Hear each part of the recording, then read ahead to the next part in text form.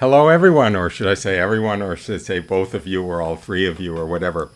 But I'm really happy to be doing this. It's unexpected, and it's very odd because I'm not even going to start with the Divine Mercy Chaplet because it's noon. But it's Sunday, happy Sunday, and I was trying to observe Sunday as Sunday, so I was doing some spiritual reading, and I got so excited about the spiritual reading I was doing that I wanted to share some of it. By the way, that music, I'll tell you, because this is a show about joy, okay? It's about joy. It's about Carthusian joy. And because I was reading this lovely collection of meditation, so to speak. It's actually extracts from writings of a Carthusian monk, and it's in French, fortunately or unfortunately. He wrote in French. It's called Silence Carthusian. And so I'll have to be doing a simultaneous translation. But anyway, I was reading it, and it's so wonderfully about joy. So what the music was, yes, it was Harpa Dei singing. Guess what? It was on our last pilgrimage with them, and we were in Bethlehem, and we were in, I don't want to say in the Shepherd's Cave, but there's a field there called Shepherd's Field, which has a lot of caves, limestone caves. And a bunch of them are turned into little chapels so people can have mass. But there's also one which is an archaeological dig, and it's just the raw cave. So we went into the raw cave because that's what it would have looked like when the shepherds lived there. And Harpa Dei sang. So that's why the sound quality is pretty bad. It was just one of our cell phones recording it. But they were singing joyful Christmas songs inside the shepherd's cave, which may or may not have been the right shepherd's cave, so to speak, in Bethlehem. So I thought that would be a good way to introduce the joy.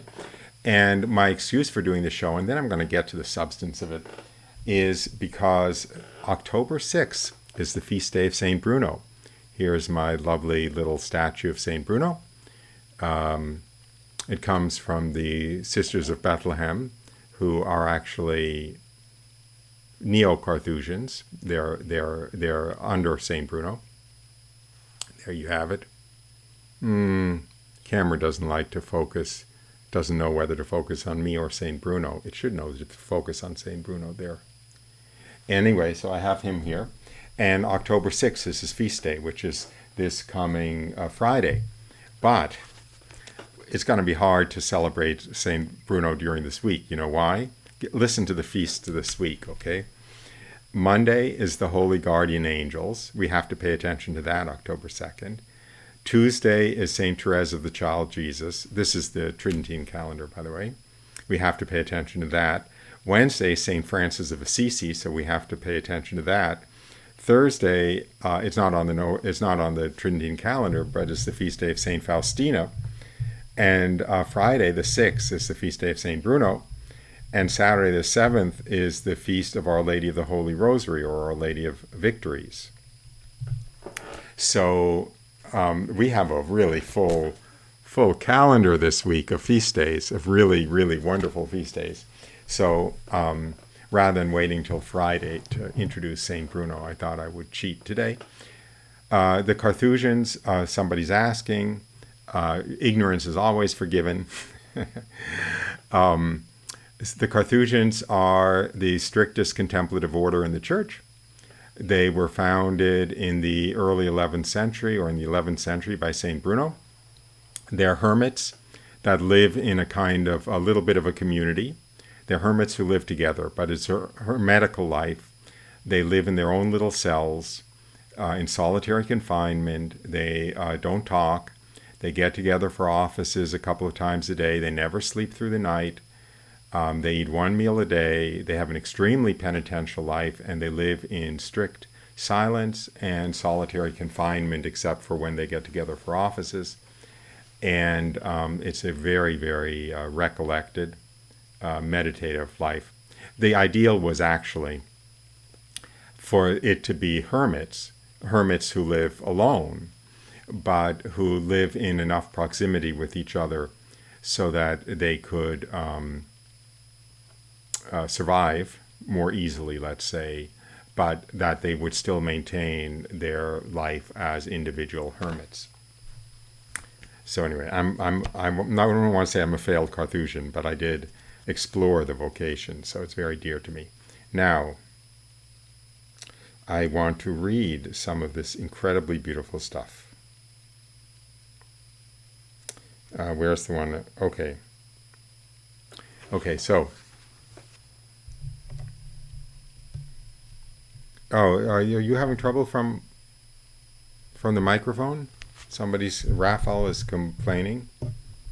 There are a lot of noises, high-pitched noises. I'm using my normal microphone, which is a Yeti Blue, which isn't the best, but it's not far from the worst. And if anyone else, let me see. I have everything's the way I normally have it set up. Okay, so Chuck says I hear it clear. Oh, I know what might be part of the problem. Let me take care of that.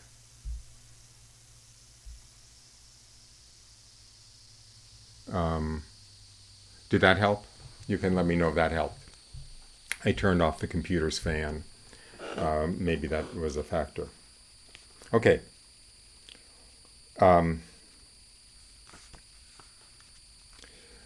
This little passage is entitled, "There is infinite joy in everything." Okay?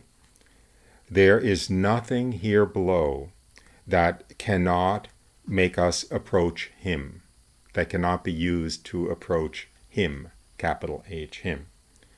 That which we are lacking the most, and that which renders life sweet and beautiful in all circumstances, it is to see that all men, the events and the things, let me start that over.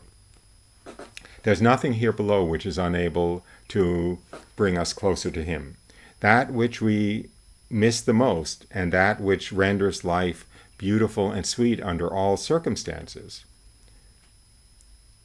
it is to see men, things, and events under this aspect, in this way. We only see them under the narrow and stingy aspect of the impressions that they make on our sensibility and the advantages or inconveniences which they represent at the very moment that we encounter them. Life is much greater than that, and things are also much greater than that, and above all, our souls are much greater than that. There is something of the divine, there is something of the eternal, and there is something of infinite joy in everything. Okay? So let me and excuse me, because when I go through these sentences in the French word order, sometimes I get surprised by where they turn. But okay, there is nothing in our life on earth which cannot be used to bring us closer to God. That which we are most lacking, and that which is exactly what makes life beautiful and sweet in all circumstances, is to see every person, every event, and everything in that light. We only see them in the very small and stingy and narrow light of their effect on our sensibilities and on whatever advantages, disadvantages, or inconveniences they produce at the moment. But life is much greater than that. Things are much greater than that, and our souls in particular are much greater than that. There's something of the divine, there's something of the eternal, there's something of infinite joy in everything. Okay? I was repeating what he had just written. In a beam of the sunlight, or in a murmur of the stream, or in a pine needle, or in an oak leaf, in a day of frustration and annoyances, in a day of illness, in the various trials, and in the hours, unfortunately much rarer, of visits from loved ones or expected letters, we are able to, and we should, see God in all of them, who from all eternity has foreseen, has desired, has prepared, and has ordained all of that. We should believe that he did it all out of his goodness and his love, because there is nothing in him except goodness and love. And we should adore, kiss, and sing this love. Okay? It's obvious, right? All ties back to divine providence. But in absolutely everything that happens to us wouldn't be happening to us unless it was an expression of God's goodness and love. And if we see God's goodness and love in all of the things that happen to us, the pleasant things and the unpleasant things, the trials, the illnesses, the frustrations, and so forth, if we see through the events themselves and see behind it to God's love and God's goodness, which is bringing them about, then we're able to rejoice in all of it. Does that make sense? It should make sense. Now do you see what is called faith, the life of faith, the spirit of faith? The faith is a deep looking from the Christian soul, which in all things enables it to see God and his fatherly love. Okay, so faith is a deep gaze of the Christian soul that is able to, in all things, enable it to see God and his fatherly love.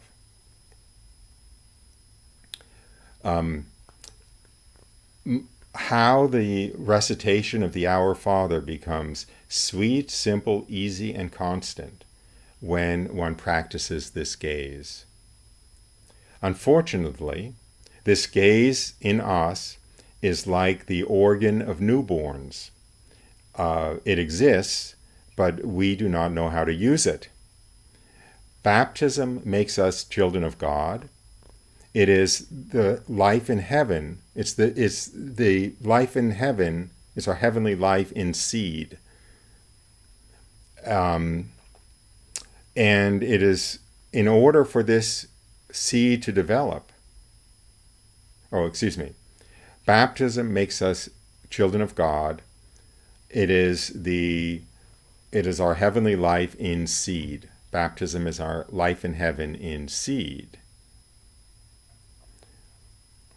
It's good for this condition to develop, for this seed to develop. I would like that this divine life, this true life, this only true life grows in us, which is our life in heaven, that grows in us, that's in us as a seed because of our baptism. the way of doing this is very simple. We have to feed it, and we have to act on it.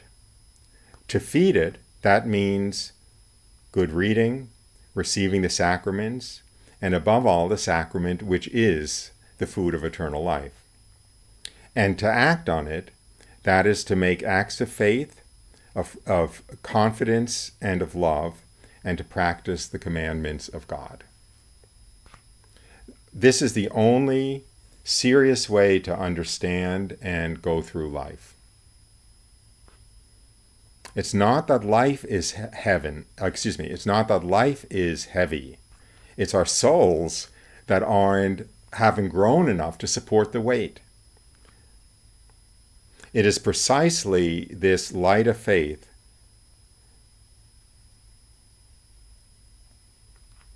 that reveals life in its grandeur and its beauty. You see, we are not made to suffer. Suffering always hurts us. It's against our nature. We are made for happiness. But happiness is often found at the bottom of suffering. It's necessary to go there, to go to this bottom. If we remain on the surface, of course, it is the pain and the wounds that we encounter. But if we go to the depths, if we go to the bottom, with this special gaze that I've spoken of just now, but not if we go to the bottom with this special gaze that I've spoken of just now. It doesn't suppress the suffering, but it enables us to see what it encloses. And it's in seeing this that it gives us the strength to accept the painful surface.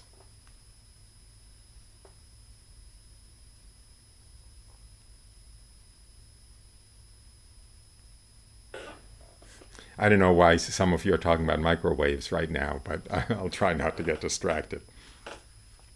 Okay. I'm going to repeat that last sentence so that any of you who are thinking of microwaves might be able to catch on. Okay. Actually, I'm repeating that last paragraph because I kind of came to its meaning a little bit under a time delay. You see, we're not made for suffering. Suffering always wounds us. It's against nature. We are made for happiness. But happiness is very often found at the bottom of suffering. It's necessary to descend to these depths, to go to the bottom. If we remain on the surface, of course, it is the suffering and the wounds that we meet. But if we go to the bottom with this very particular gaze that I've just spoken of, but not if we go to the bottom with this particular gaze that I've just spoken of, it doesn't suppress the pain, but it enables us to see what is beneath the pain. And it is in seeing that we're given the strength to accept the surface pain. Okay, I may only have one more of these in me.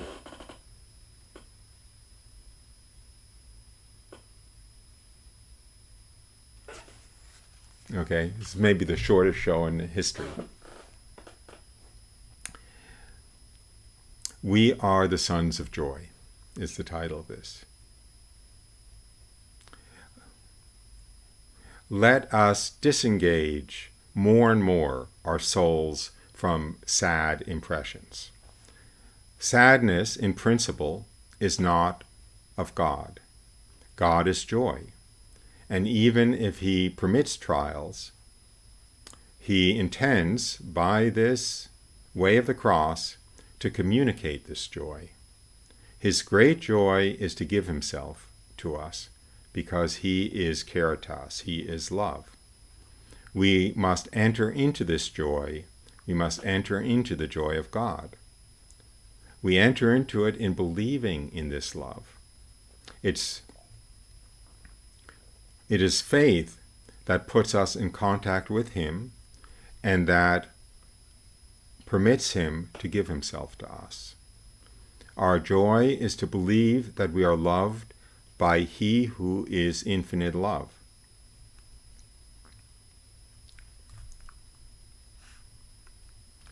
We feel ourselves strongly drawn to the good God because we are greatly loved by him.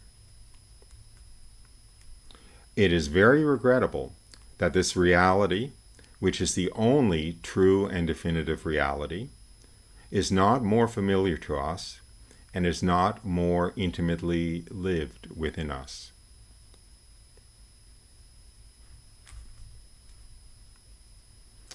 It drowns in joy itself our greatest pains. It keeps us in contentment, and it keeps in contentment and in peace the deepest parts of our hearts, where we find a refuge and a rest at the most tormented hours. We are sons of this joy because we are sons of God. Pretty amazing, huh?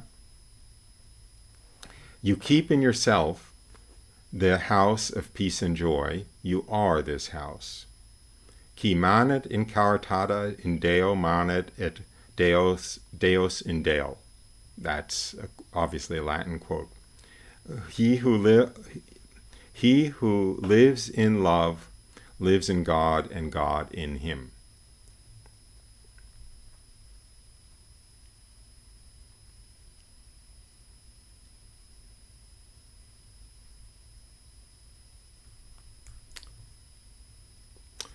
Thank the good God for having given you peace.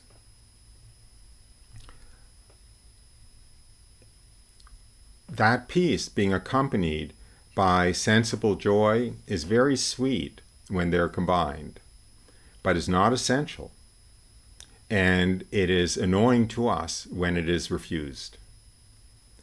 But accept what he gives. That is the only thing that is best for us.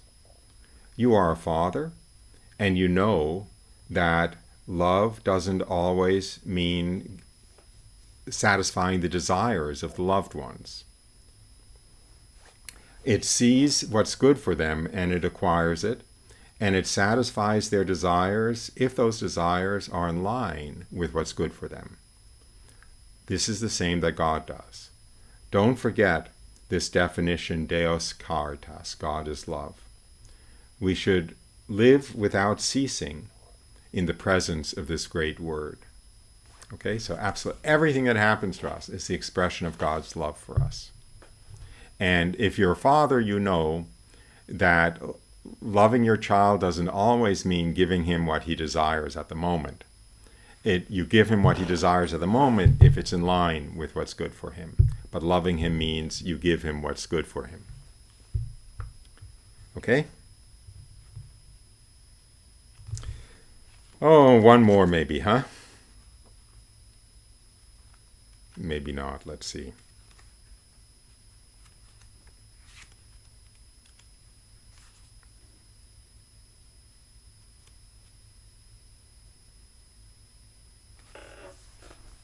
For those of us who are no longer 20 years old, and that's everyone except Mela,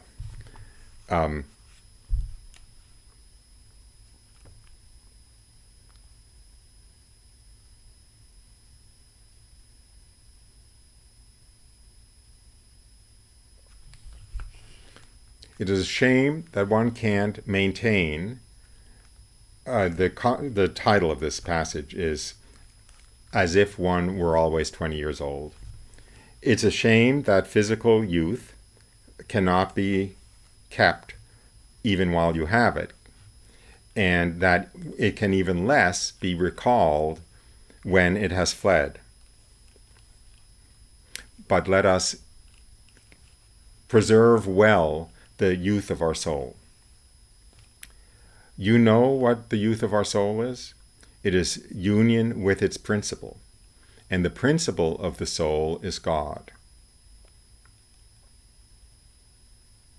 Thus, union to God by faithfulness to serve him well and accepting his will gives a perpetual joy and a perpetual youth, as though one was always 20 years old.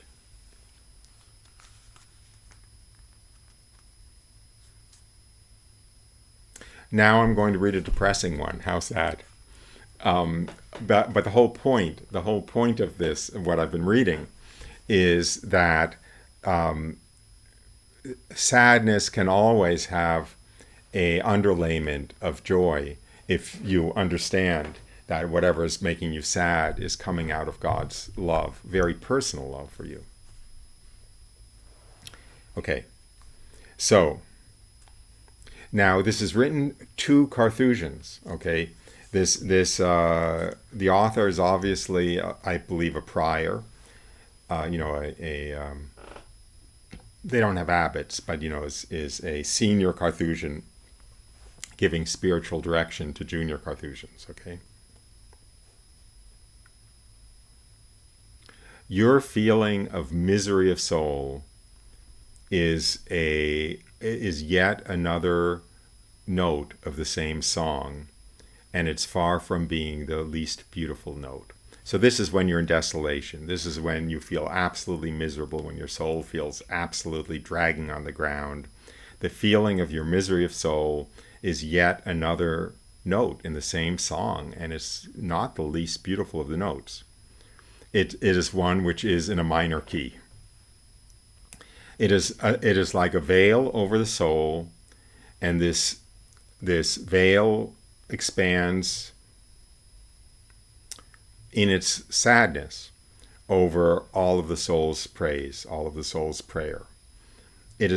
One must have courage, and above all, confidence to continue to sing, to continue to pray, even when this veil of sadness, veil of misery, is entirely covering the soul.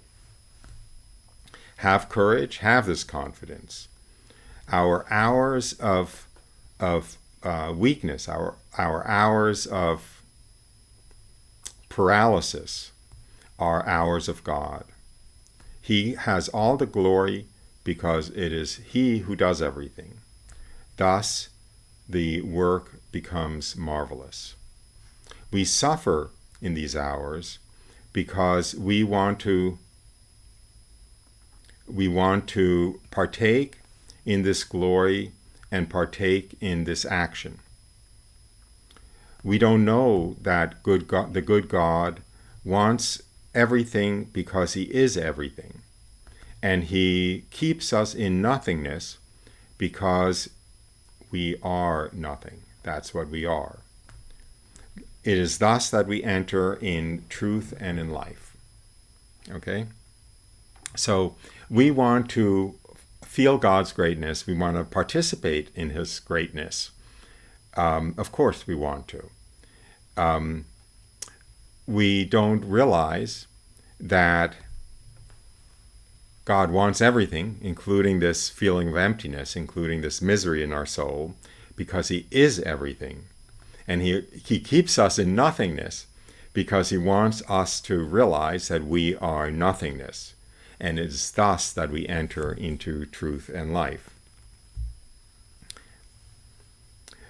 This is why the saints rejoice in their hours of brokenness. And then there comes the quote from St. Paul. It is because I am weak that I am strong. I willingly glorify myself in my infirmities because it is the strength of Christ that lives in me. Note this because. It is a conjunction. It ties together the two things. My weakness and Christ's strength. Don't be surprised, thus, when you feel weak and miserable. Do not be troubled by it in the least. That is the condition of strength, the true divine strength. But one doesn't feel it.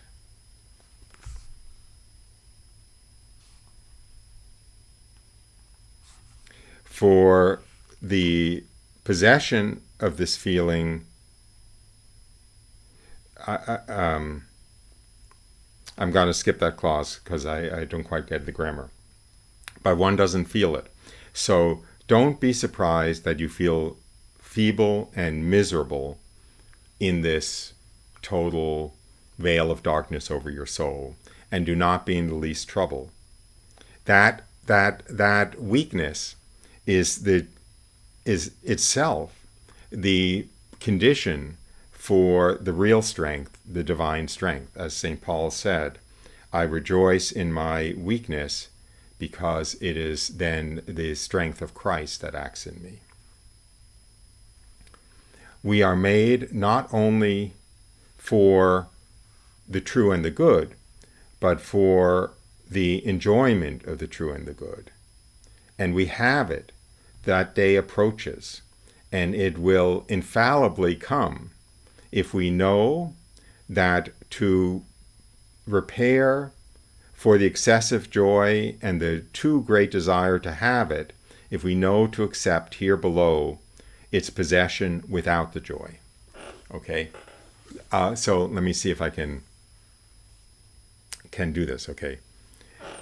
We're not just made for the true and the good. We're made for joy. And we will have it. The day approaches, right? We will have an eternity of joy. The day approaches. And it'll infallibly come as long as we know that in order to correct the damage done, so to speak, by excessive joy and the too great desire to have joy, we can accept here below to possess the joy of heaven without enjoying it now. It sounds a little bit paradoxical, but it seems very logical when you think about it. That our eternal joy is guaranteed. The only thing that can endanger our eternal joy is to be too disturbed by the absence of joy during our life on earth. Right? That's what gets us in trouble. If we're too disturbed by not being happy now, we risk losing our eternity. If we can accept our unhappiness now in the light of the promise of eternal joy, then that promise will be fulfilled. Got it? Isn't this good stuff? Anyway, that's it. This was a short show, but I was reading this stuff and blown away by it, and I just wanted to share it, and I shared it with my beloved wife, Maria.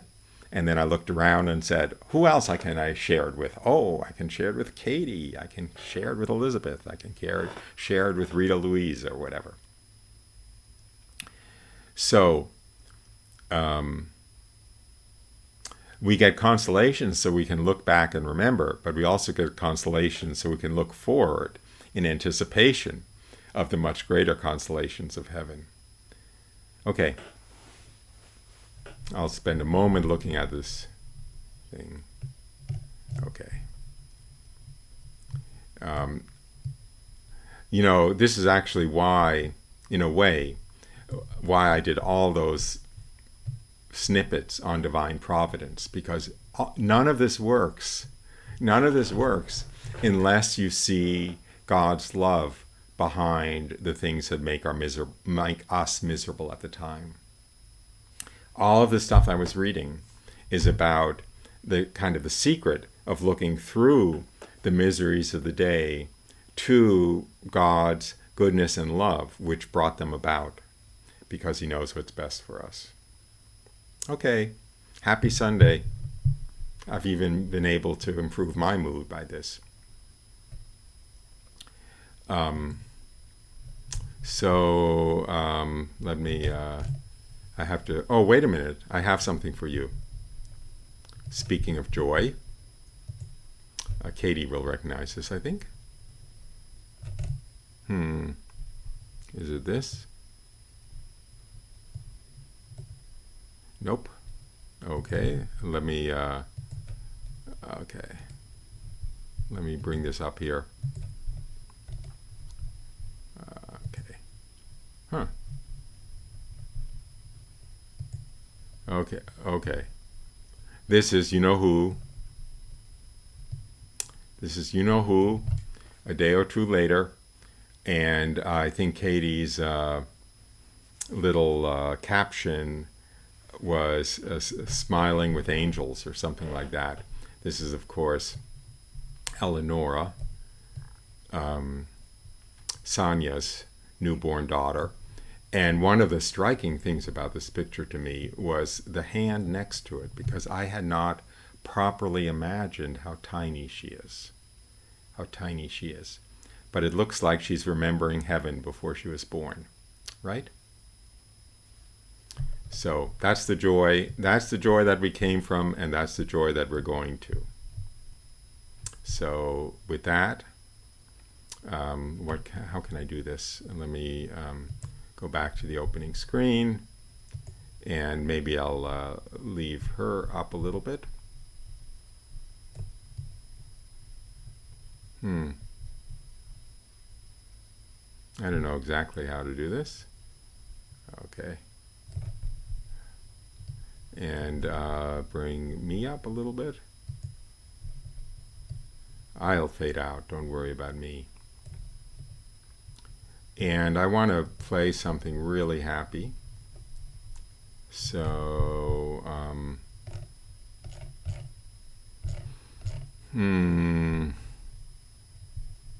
maybe Rorata Celli is from Harpa Dei. So let me pull that up.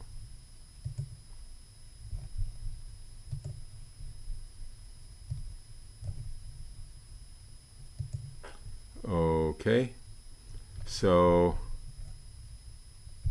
I'll start the music and we'll fade out. And happy Sunday. Thanks for watching.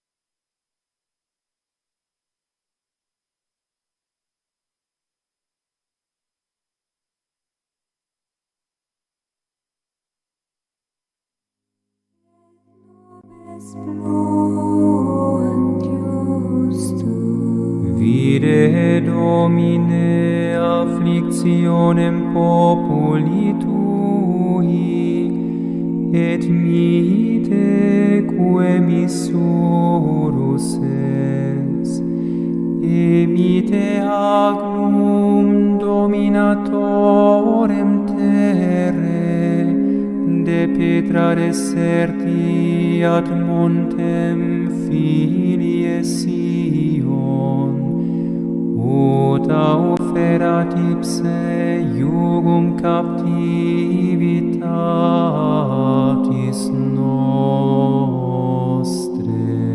Rorat et celire super, et nubes pluant justum. Consolamini populem meus, cito veniet salus tua, quarem errore consumeris, quia inotavite dolor, salvabote noli timere, ego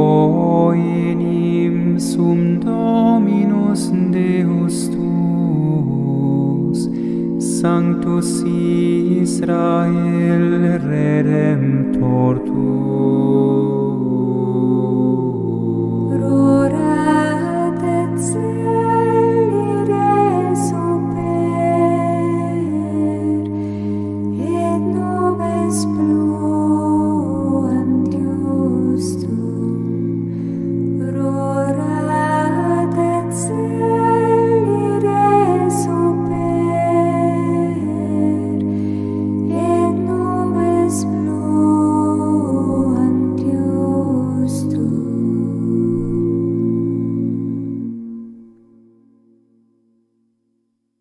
super, et nobis pluant justum.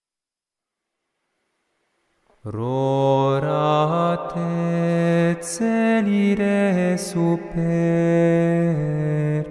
et nubes pluant justum. Rorat et celire super, et nobis pluant justum. Ne iras caris Domine, ne ultrame mineris iniquitatis, exet civitas sancti facta est deserta, Sion deserta facta est, Jerusalem desolata est, domus sanctificationis Tuae et gloriae Tuae, ubi laudaverunt Te, Patres nostri. Rorat et celire super, et nobis pluant justum. Vide Domine afflictionem populi Tui, et mite quem missurus es, emite agnum dominatorem terre, de petra deserti ad montem filie Sion, ut auferat ipse iugum captivitatis nostre. Rorat et celire super, et nobis pluant justum. Consolamini popule meus, cito veniet salus Tua, quarem errore consumeris, quia inotavite dolor, salvabote noli timere. Ego enim sum Dominus Deus tuus, Sanctus Israel Redemptor tuus.